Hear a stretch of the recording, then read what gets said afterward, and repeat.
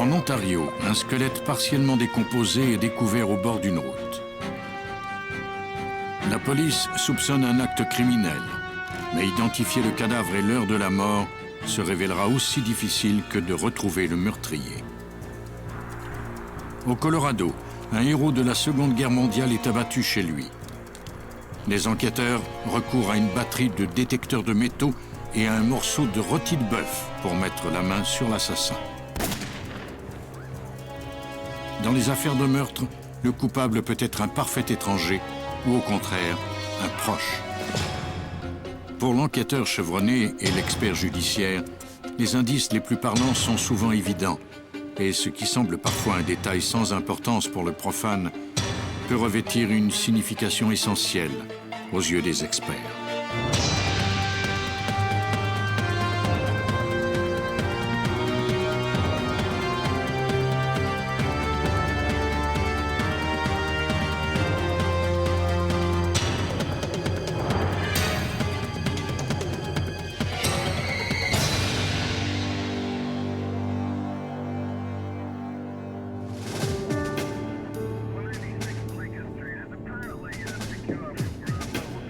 Dans cette émission, certains noms ont été changés. En Ontario, à cette époque de l'année, le dégel du printemps annonce le renouveau de la nature.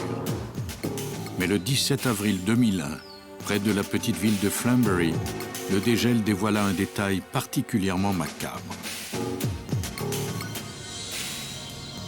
Il était 15h40 cet après-midi-là, lorsqu'un jogger remarqua un étrange amas parmi les mauvaises herbes au bord d'une route de campagne.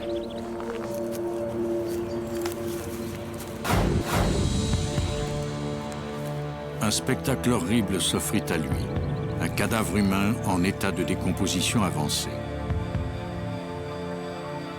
L'homme courut vers la route pour aller chercher de l'aide. 911, police fire ambulance, what is your emergency? Un opérateur du service d'urgence répondit à l'appel et dépêcha immédiatement des policiers de Hamilton sur les lieux. Ceux-ci installèrent un cordon de sécurité autour de la zone. Le sergent Mike Thomas fut chargé de l'enquête.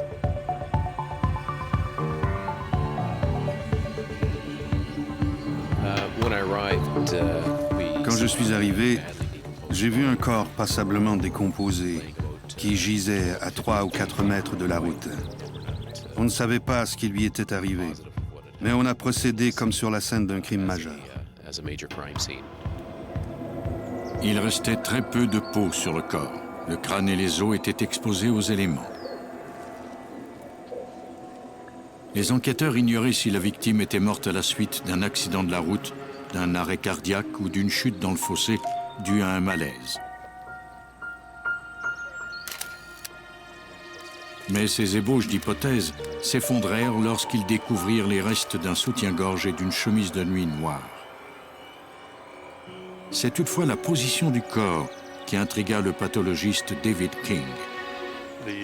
Le bras gauche était tendu le long du corps, mais le bras droit était plié sous le torse. On aurait dit que le corps avait été jeté ou roulé dans cette position. Pour moi, c'était significatif. Habituellement, les piétons renversés par un chauffard ont de multiples fractures au niveau du bassin, du torse et ce qu'on appelle une fracture due au pare-choc sur la partie inférieure des jambes. Ne voyant pas de fracture de ce type, King élimina donc l'hypothèse de l'accident. Les enquêteurs découvrirent également sur le sol des ongles, un collier et une alliance. Ce n'étaient pas des bijoux de très grande valeur, mais pas non plus de très bon marché. Malgré l'état de décomposition du corps, on voyait que les ongles étaient soigneusement manucurés et entretenus. Il ne s'agissait donc certainement pas d'une des prostituées qui opéraient dans le secteur. Les enquêteurs n'avaient aucun moyen de savoir si la victime vivait dans le secteur. Le corps se trouvait à proximité d'un champ, non loin d'un parc zoologique qui attirait des touristes venus de toute la province. Rien ne permettait de deviner l'origine de la victime. Son corps fut emmené à la morgue pour y être autopsié.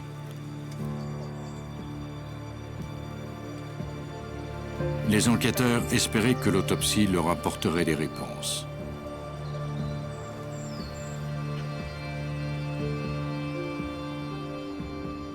Le pathologiste David King procéda à l'autopsie. Il conclut que la victime était une femme et que sa mort avait été causée par un violent traumatisme crânien. Elle portait ce qu'on appelle un enfoncement du côté droit de la boîte crânienne, au-dessus de l'oreille. Je pense qu'on a asséné au moins 2 coups, peut-être davantage, sur le côté du crâne. La victime a probablement été frappée par surprise, peut-être même dans son sommeil. King recueillit des spécimens d'insectes dans les tissus corporels. Ceci allait l'aider à dater le décès. On a procédé à d'autres analyses pour essayer d'identifier la victime. On a examiné sa dentition et prélevé son ADN.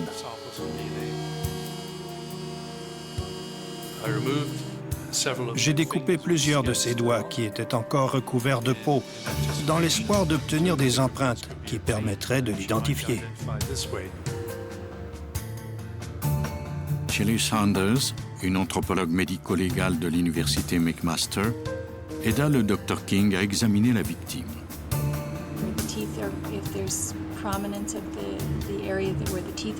Elle identifia son âge et son origine ethnique. J'ai conclu que la personne était sans doute originaire du sud de l'Asie, c'est-à-dire du sous-continent indien.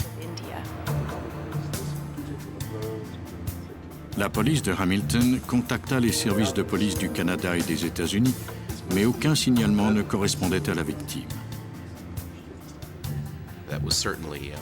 On se heurtait à un immense mur. Il fallait avant tout qu'on sache qui était cette personne. Pour découvrir l'identité de la victime, l'enquêteur Gary Zwicker fut chargé de relever les empreintes digitales sur les doigts momifiés prélevés lors de l'autopsie. Je les ai immergés dans une solution réhydratante et je les vérifiais régulièrement. J'ai ensuite essayé d'obtenir des empreintes. La solution regonfla les tissus momifiés, un peu comme de l'air insufflé dans un pneu. Les doigts se sont réhydratés, mais la peau était extrêmement dure et rigide, et sur le moment, je n'ai pas réussi à en tirer des empreintes. Si les policiers n'avaient pas encore réussi à identifier la victime, ils purent néanmoins déterminer quand elle avait été tuée.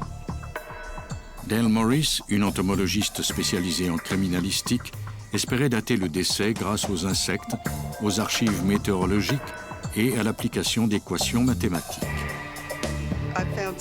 J'ai trouvé diverses espèces d'insectes sur le cadavre, et notamment 4 espèces de mouches bleues. Elles pondent leurs œufs sur un cadavre entre quelques minutes et quelques heures après la survenue du décès. Après avoir déterminé l'âge des insectes, Morris effectua un compte à rebours à partir du mois d'avril. Les insectes avaient commencé à coloniser le corps en septembre. J'ai daté le décès au 20 septembre.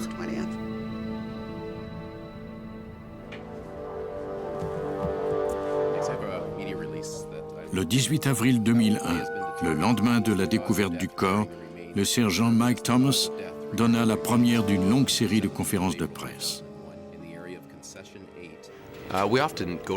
On recourt souvent aux médias quand on ne parvient pas à identifier une personne. On a diffusé un certain nombre de photos des bijoux et des vêtements retrouvés sur le cadavre. On a reçu quelques appels, mais aucune piste n'a pu permettre d'identifier la victime. Les semaines passaient et la police était dans l'impasse.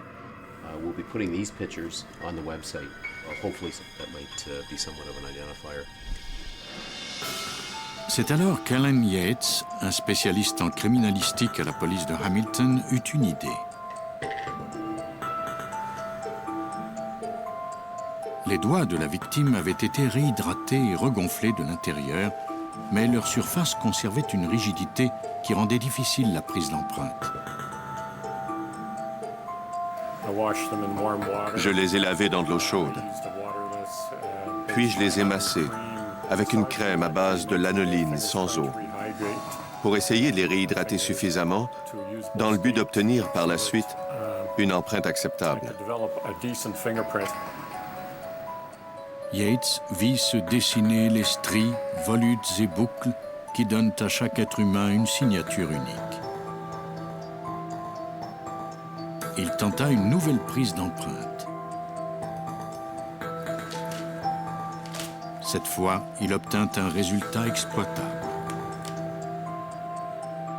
L'agent Yates consulta le fichier central d'empreintes digitales, une banque de données gérée par la Gendarmerie royale du Canada, qui contient les empreintes des immigrants et de tout individu ayant été arrêté pour un acte criminel. J'ai passé des heures assis devant l'ordinateur à faire plusieurs centaines de comparaisons d'empreintes.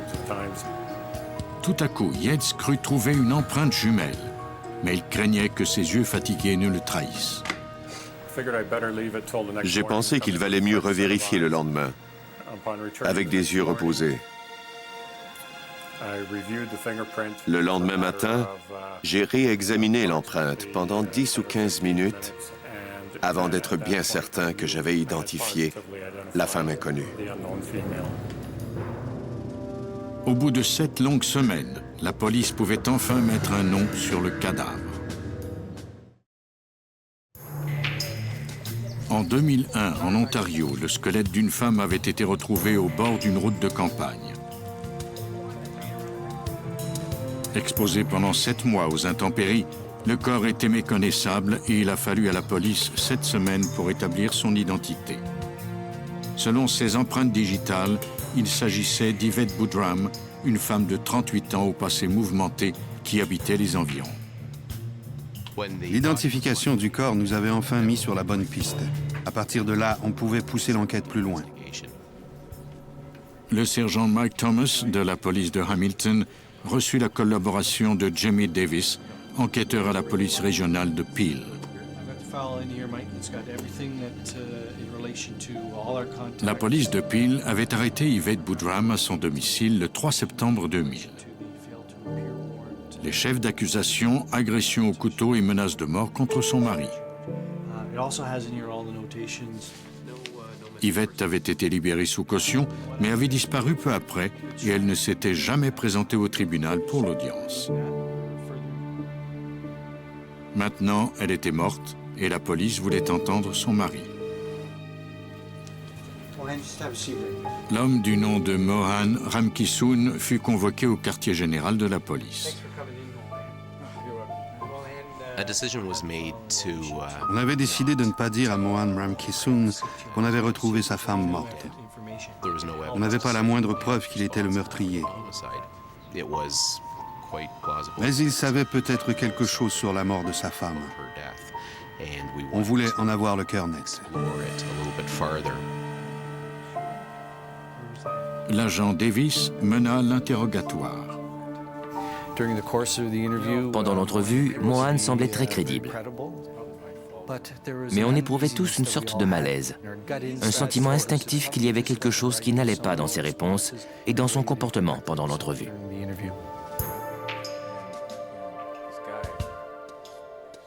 Le couple était originaire de la Guyane et avait immigré au Canada. Ramkissoon reconnut que son épouse et lui avaient eu des problèmes de couple, mais il ignorait totalement où elle se trouvait. Il supposait qu'elle l'avait abandonné, lui et leurs 2 jeunes enfants. Il soupçonnait sa femme d'être partie avec son amant, un homme appelé Arun Kumar. Elle avait été vue pour la dernière fois par un ami le 15 septembre 2000. Cela correspondait aux conclusions médico-légales qui situaient la mort au 20 septembre avec une marge d'erreur de 5 jours. Pour tenter d'en apprendre davantage sur Ramkissoon, Mike Thomas interrogea Lisa Boodram, la fille qu'Yvette avait eue d'un premier mariage. Celle-ci ne s'expliquait pas la disparition de sa mère. Ça m'avait paru étrange à l'époque, parce que ma mère avait 2 jeunes enfants et elle ne les aurait jamais laissés sans les appeler, sans venir les voir, ou même sans dire à Mohan où elle était. Ça ne lui ressemblait pas du tout. Toute cette situation était très étrange. Lisa Boodram se souvint d'un incident survenu au mois de septembre précédent. Mohan a dit qu'il avait du mal à s'occuper des enfants, de la maison et de tout le reste. Alors je lui ai dit, je vais venir te donner un coup de main. Mais Mohan avait rejeté son offre. Ce que j'ai retenu de la conversation, c'est qu'il ne voulait pas de moi dans la maison. Ça m'a inquiétée. Pourquoi refuserait-il que je vienne? Les enquêteurs trouvaient en effet cette attitude étrange, mais cela ne prouvait en rien que Mohan était le meurtrier.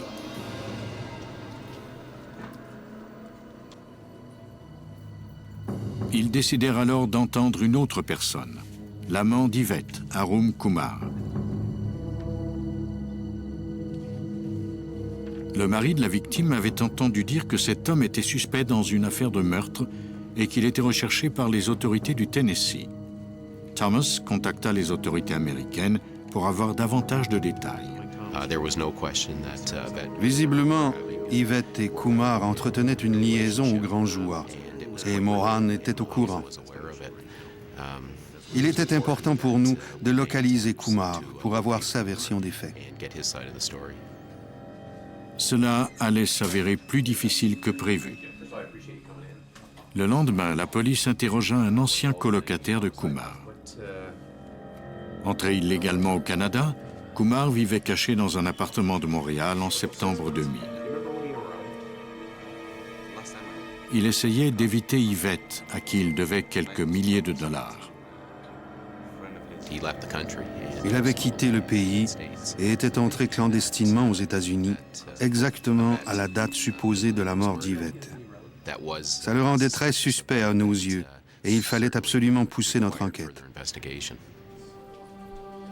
Kumar étant en fuite quelque part aux États-Unis, les enquêteurs s'avisèrent qu'il leur fallait informer Ramkissoon de la situation. On avait décidé qu'il valait mieux dire à Mohan qu'on avait retrouvé sa femme et qu'elle avait été tuée. Le 13 juin 2001, l'agent Davis lui téléphona pour lui demander de venir une dernière fois au quartier général de la police. Nous voulions lui communiquer l'information face à face.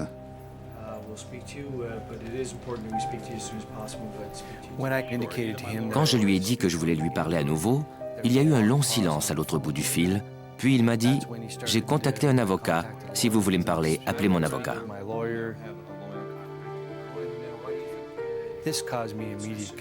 Cela m'a immédiatement intrigué. Il est très inhabituel que le mari d'une personne disparue fasse appel à un avocat. Mohan Ramkissoon quitta son travail en milieu de journée quelques minutes après l'appel de l'agent Davis. Des policiers en civil le prirent en filature jusqu'au cabinet de son avocat. Il y resta quelques minutes, puis se rendit dans un centre commercial, un lieu qui mit la puce à l'oreille des enquêteurs.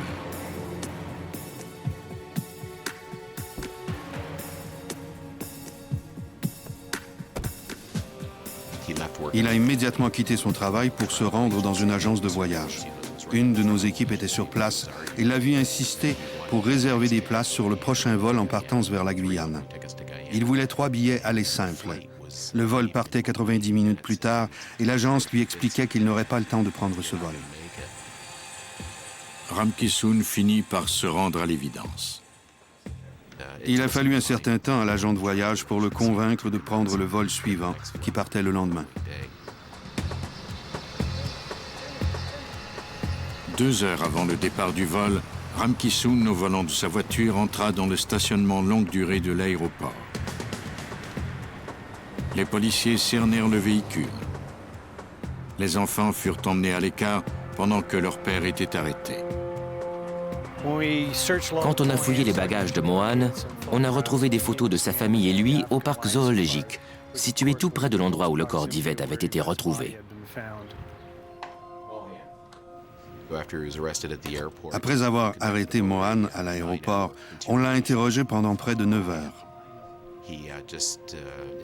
Il répétait qu'il n'y était pour rien. Malheureusement, on n'a pas pu lui tirer des aveux ce soir-là.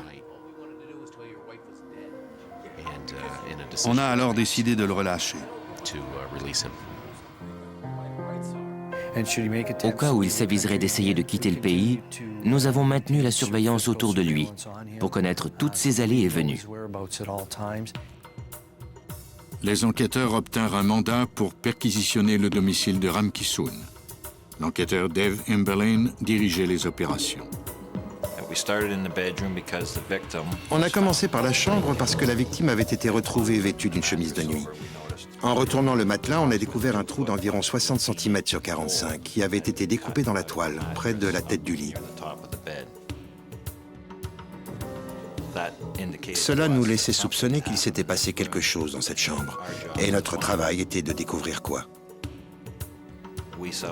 On s'est alors mis à quatre pattes par terre et on a cherché partout pour essayer de retrouver des gouttes de sang, même minuscules. Le plancher était tout brillant. Les plinthes semblaient fraîchement repeintes. La pièce était très propre. Au bout de 2 heures, nous avions passé la chambre au peigne fin et nous n'avions rien trouvé. C'était assez frustrant, parce qu'on sentait instinctivement qu'il s'était passé quelque chose dans cette chambre. N'ayant rien trouvé, les policiers étaient sur le point d'abandonner. Sans raison précise, je me suis mis à faire clignoter ma torche électrique. Et tout à coup, bingo, on a vu quelque chose. Sur le téléviseur se trouvait l'indice qu'il recherchait depuis des heures.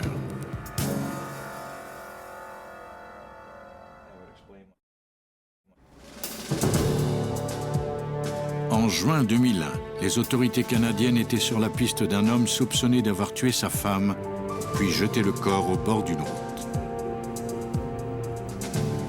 Croyant que le meurtre avait peut-être lieu au domicile du couple, l'agent Dave Emberlane trouva un indice capital sur le téléviseur de la chambre conjugale.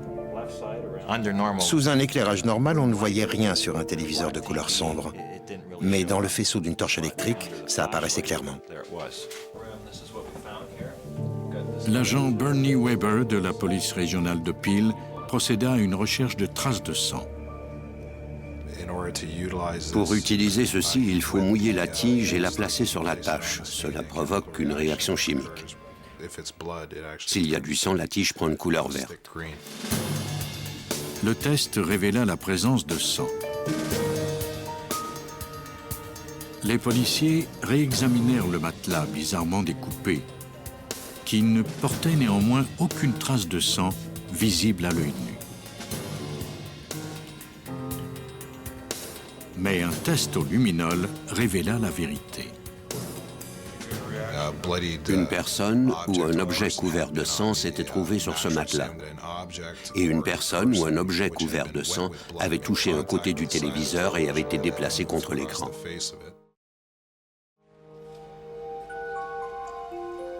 Les enquêteurs examinèrent aussi la voiture de Ram Kissoon.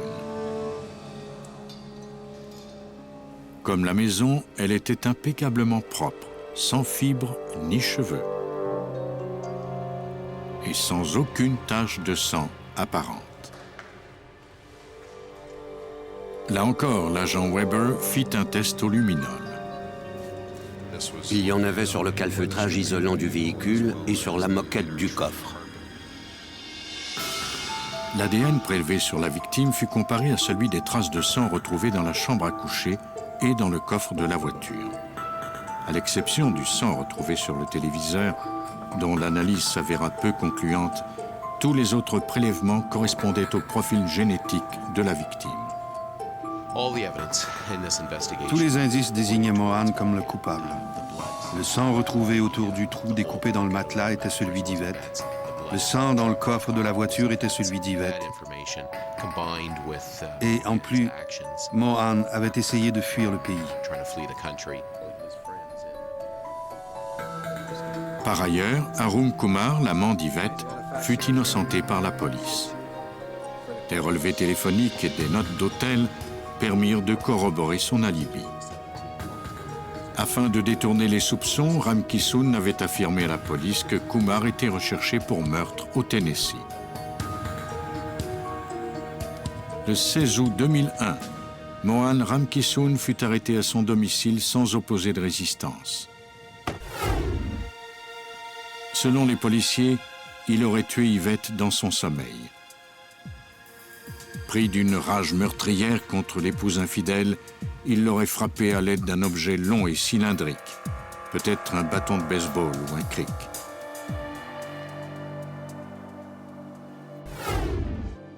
En février 2004, Mohan Ram Kissoon a été déclaré coupable de meurtre au second degré et condamné à la prison à perpétuité. Dans la plupart des homicides, la victime connaît l'assassin. Mais quand le tueur est un parfait étranger et qu'il n'y a pas de mobile, le travail des policiers se complique. Le 20 octobre 1993, près d'une route de campagne de Boulder County au Colorado, une femme de ménage arriva au domicile de Walter Yoakum.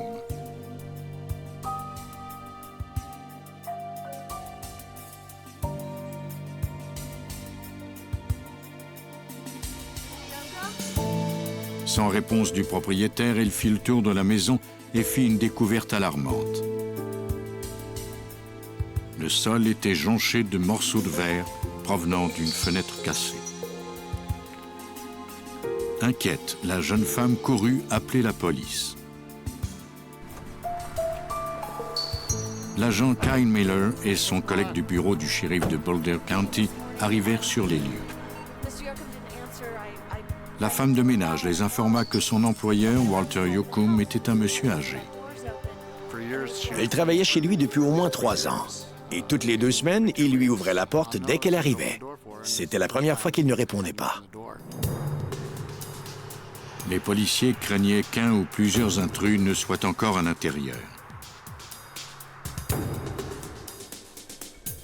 Ils firent une découverte macabre. Un homme âgé gisant au pied d'un escalier. Il fut identifié grâce à son permis de conduire. Il s'agissait d'un homme de 76 ans, Walter Yoakum, tué d'une balle dans le cou. Les policiers bouclèrent rapidement le périmètre. L'inspecteur Tony Matthews fut chargé de l'enquête. Ma première impression a été que ce serait une affaire difficile à résoudre. Dans la plupart des meurtres, l'auteur connaît la victime.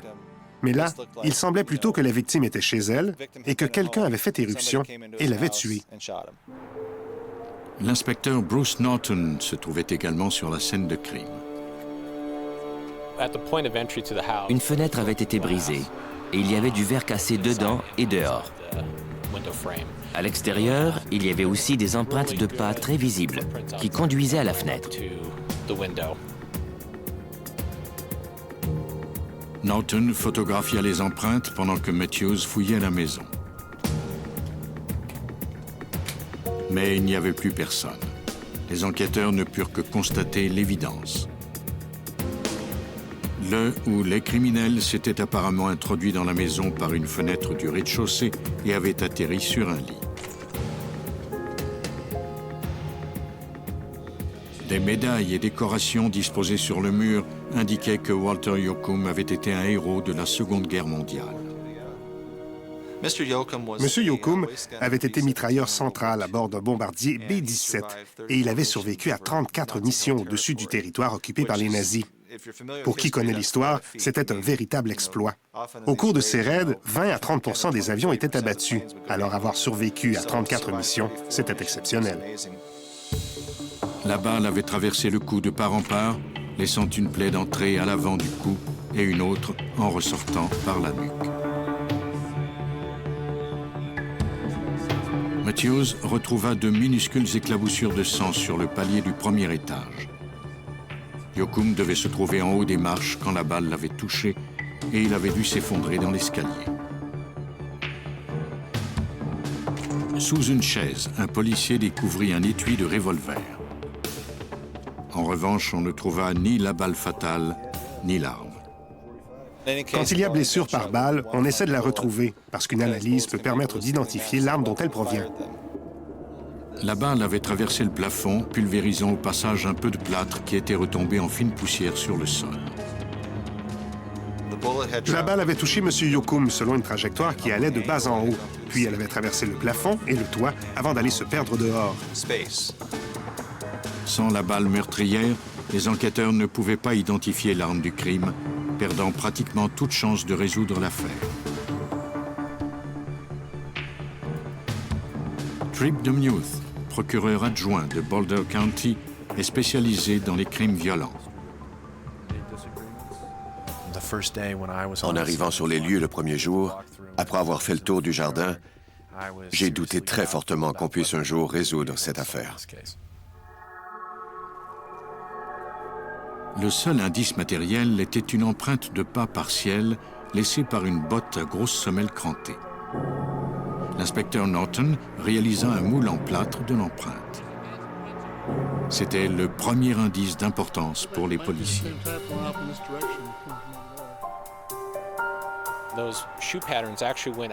Ces traces de pas traversaient les champs en s'éloignant de la maison, jusqu'à une petite bretelle d'accès, puis franchissaient Dillon Road jusqu'à une aire de stationnement le long de la route.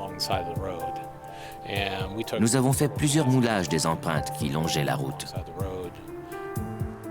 Norton découvrit aussi des traces de pneus, malheureusement trop peu profondes pour permettre d'en relever les empreintes. Mais cela confirmait ses soupçons. Le suspect a stationné son véhicule à quelque distance, ce qui est classique dans les affaires de cambriolage. Les voleurs évitent de se garer juste devant la maison. On avait le sentiment que les cambrioleurs avaient été dérangés. Et après avoir abattu le propriétaire, qu'il s'était enfui précipitamment. Il ne voulait pas traîner dans le coin. Les policiers interrogèrent les gens du quartier, mais personne n'avait rien remarqué. Les voisins immédiats de Yoakum avaient vu ce dernier la veille. Il repeignait sa clôture et semblait de bonne humeur. Il était apparu à ses voisins aussi affable que d'habitude. C'était un comptable à la retraite, veuf, père de 2 enfants et plusieurs fois grand-père. Il ne voyait absolument pas qui aurait pu lui vouloir du mal. Au bureau du shérif de Boulder County, les agents, officiers et techniciens en criminalistique formèrent une escouade spéciale sous la direction de Tony Matthews. Celui-ci demanda à ses hommes de se tenir à l'affût. Une arme avait été dérobée au domicile de Yoakum. C'était un pistolet de l'armée américaine qu'il conservait dans l'étui retrouvé chez lui. Les membres de sa famille nous l'ont décrit en détail. C'était une arme qu'il conservait depuis la Deuxième Guerre mondiale comme souvenir. Mais les enquêteurs ne savaient toujours pas si c'était l'arme du crime. Le pistolet de Yoakum était de calibre 45. Or, le trou laissé par la balle dans le plafond était petit et provenait peut-être d'un 38 spécial. Avant toute chose, on devait localiser et identifier l'arme du crime, puis essayer de savoir à qui elle appartenait.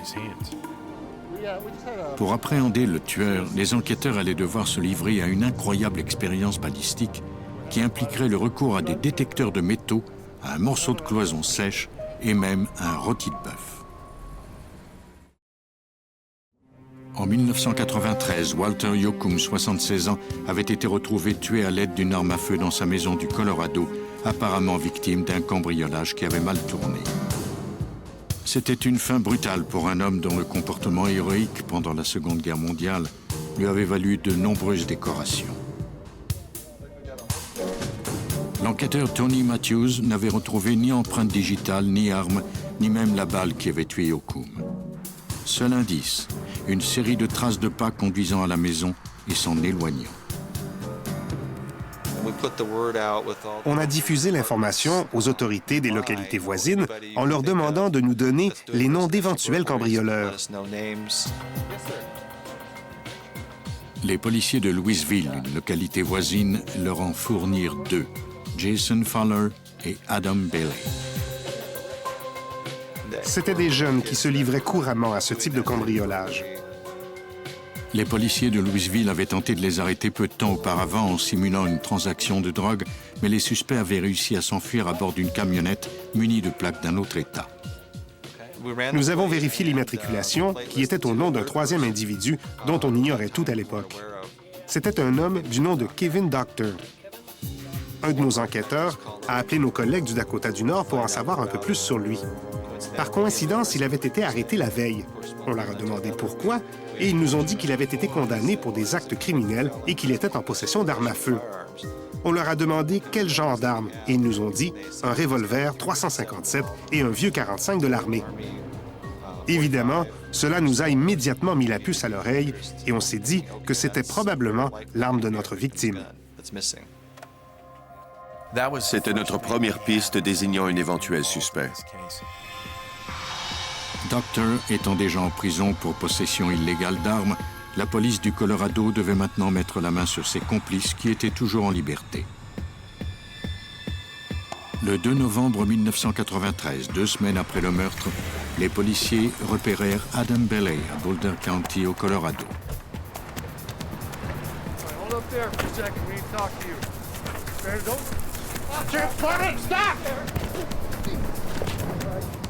L'homme fut appréhendé sans incident.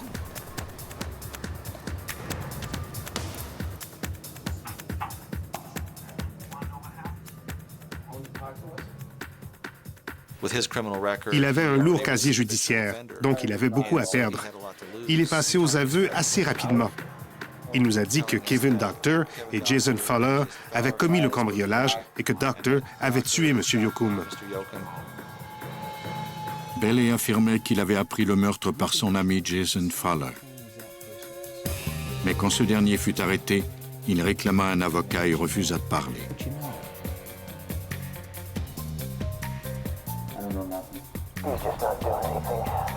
Si Bailey disait la vérité, une des armes en possession de Doctor était probablement l'arme du crime.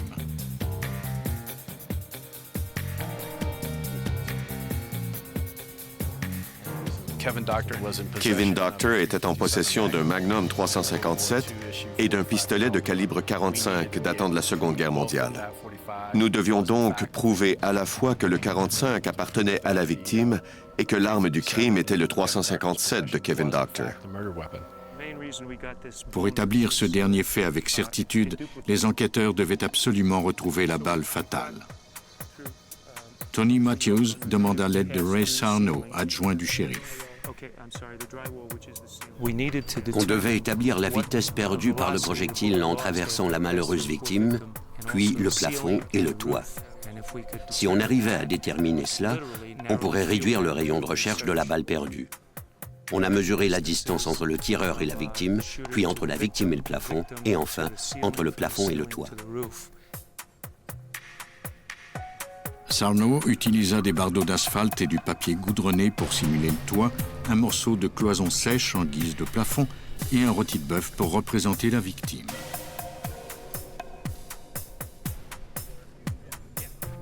Un chronographe devait mesurer la vitesse à laquelle le projectile traversait chaque obstacle. Sarno se servit du Magnum 357, confisqué à Kevin Doctor. Selon les enquêteurs, cette arme, qui pouvait tirer des balles de calibre 38, était très probablement l'arme du crime.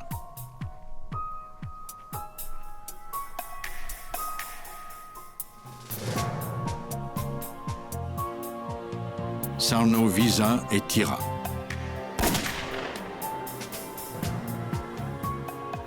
La balle a touché sa cible. Elle a traversé la viande, le mur de placoplâtre et le faux toit, et le tout a été enregistré par le chronographe. Selon le chronographe, la déperdition de vitesse faisait en sorte que le projectile avait franchi environ 213 mètres.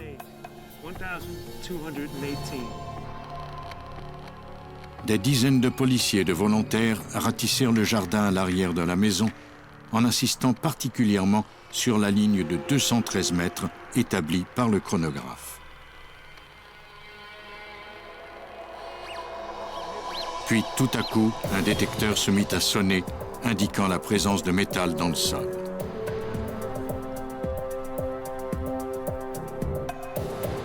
En quelques secondes, les enquêteurs retrouvèrent enfin la balle qu'ils cherchaient depuis des semaines.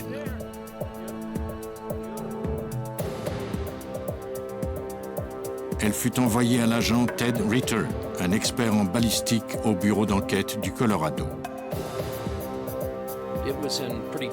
Après avoir traversé le plafond et le toit, elle était passablement endommagée.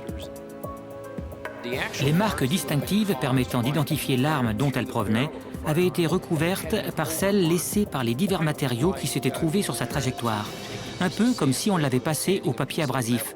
Cela ajoute des rayures supplémentaires, et c'est exactement ce qui s'était produit avec cette balle. La balle était trop abîmée pour que l'on puisse établir avec certitude qu'elle avait été tirée par l'arme du suspect. Et une autre mauvaise nouvelle parvint aux enquêteurs. Doctor venait d'être libéré sous caution de sa prison du Dakota. La police avait retrouvé la balle, mais perdu la trace du suspect. Jusque-là, nous n'avions que des empreintes de bottes et des armes. Nous n'avions rien de plus. L'expert en balistique Ted Ritter n'était pas parvenu à prouver que la balle retrouvée dans le jardin de la victime avait été tirée par l'arme de Doctor. Mais en analysant le plomb contenu dans la balle endommagée, il constata que sa composition chimique était très similaire aux autres balles retrouvées dans l'arme du suspect. La correspondance n'était pas parfaite, mais tout de même très proche. De bonnes nouvelles arrivèrent aussi du Dakota. Doctor était à nouveau en prison. Il avait violé ses obligations légales et était arrêté. On a alors pu prendre ses bottes. Celles-ci furent envoyées à l'agent spécial Donald Sollers du bureau d'enquête du Colorado. J'ai utilisé de la poudre dactyloscopique, appliqué du ruban adhésif et décollé le tout. Sollers obtint une empreinte sur film transparent qu'il compara au moulage des traces de pas retrouvées aux abords de la maison.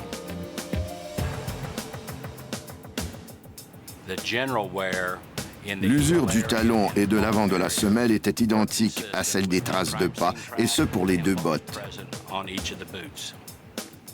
Cela faisait une pièce à conviction de plus.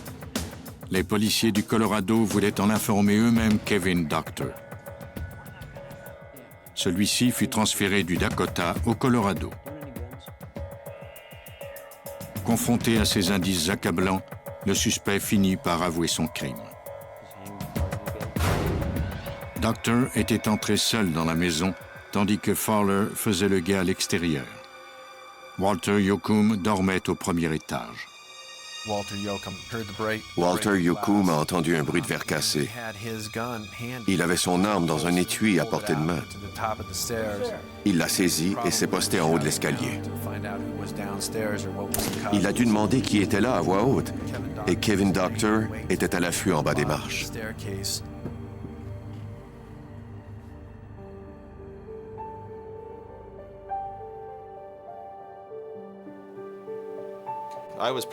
Ce meurtre m'a secoué, parce que je suis passionné d'histoire et j'ai beaucoup étudié celle de la Seconde Guerre mondiale. J'étais bouleversé que cet homme, qui avait fidèlement servi son pays et survécu à bien des périls, soit assassiné de cette façon dans sa propre maison. Jason Fowler a plaidé coupable à une accusation de cambriolage et a été condamné à une peine de 25 ans de prison. Adam Bailey a aussi été condamné pour cambriolage, mais est libéré en échange de sa collaboration avec les autorités. Kevin Doctor a plaidé coupable à une accusation de meurtre au second degré. Il a été condamné à une peine de 40 ans de prison. Dans les affaires d'homicide, les policiers recherchent le coupable parmi les proches comme parmi les étrangers. Mais en se servant de moyens aussi divers que le luminol, les détecteurs de métaux ou même de viande achetée dans un supermarché, des enquêteurs imaginatifs peuvent confondre le plus cruel des tueurs en découvrant des preuves déterminantes.